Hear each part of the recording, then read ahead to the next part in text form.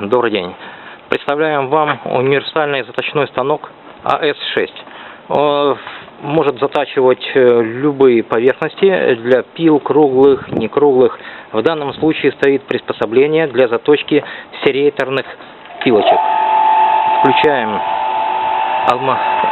алмазный диск, вставляем приспособление в магнитный столик.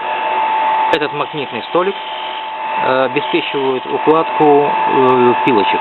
Магнитный столик изготавливается под различный шаг серейторных пилочек, то есть пил, ножи, равных хлеборезок. Как вы видите, выставляется здесь два шаблона: шаблон шага и шаблон радиуса заточки. Радиус заточки может быть увеличен, уменьшен в зависимости от шага заточки.